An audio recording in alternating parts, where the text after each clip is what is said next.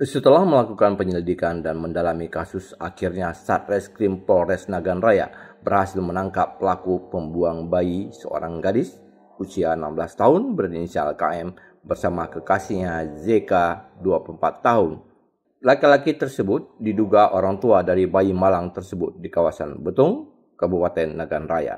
Dari keterangan diperoleh, pelaku berinisial KM yang merupakan ibu kandung dari bayi tersebut nekat membuang bayinya lantaran takut dan malu diketahui oleh orang tuanya akibat hamil di luar nikah. Untuk menutupi perbuatan bejatnya, mereka melakukan proses melahirkan hasil hubungan gelap tersebut dengan sendirinya di dalam sebuah kamar mandi dengan menggunakan alat seadanya. Usai melahirkan, bayi malang itu dimasukkan ke dalam kantong plastik dan dibuang ke saluran irigasi persawahan warga yang berjarak sekitar 50 meter dari rumahnya.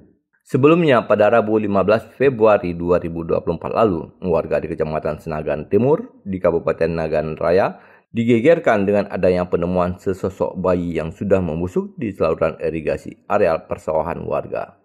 Jasad bayi tersebut langsung dievakuasi oleh pihak PSC 119 Nagan Raya dan kepolisian setempat ke Rumah Sakit Umum Sultan Iskandar Muda untuk diotopsi. Bayi tersebut dimasukkan dalam plastik, dibawa ke arah belakang rumahnya dengan jarak lebih kurang 50 meter, yaitu tepatnya di saluran irigasi persawahan warga. Jadi bayi tersebut dibuang ke dalam saluran irigasi persawahan warga.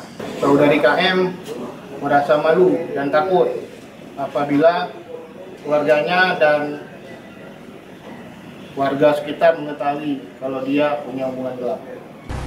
Kini kedua pelaku sudah diamankan di Polres tempat akibat perbuatannya. Pelaku dijerat dengan pasal 340 ayat 1, jungto pasal 342 KUHP, jungto Undang-Undang Nomor 11 tentang Perlindungan Anak. Dari Nagan Raya, Oden Saputra laporkan untuk Puja TV Aceh.